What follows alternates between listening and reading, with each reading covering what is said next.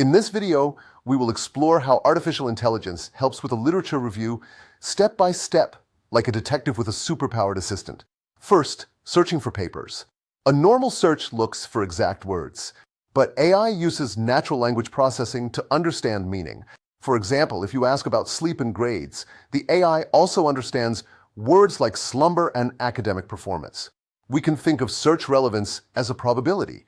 AI helps maximize that probability, so the most relevant papers appear first. Second, screening and sorting. A search might return 5,000 papers. AI learns from a few papers you like, and then sorts the rest into categories.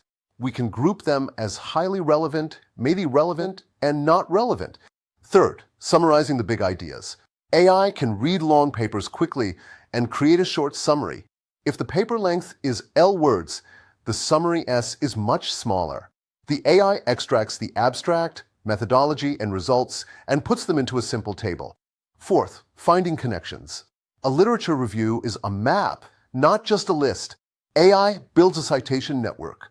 If paper A cites paper B and paper B cites paper C, we get a chain. This helps us find the root papers that started the conversation. Finally, the benefits and cautions. AI provides speed, discovery, and organization.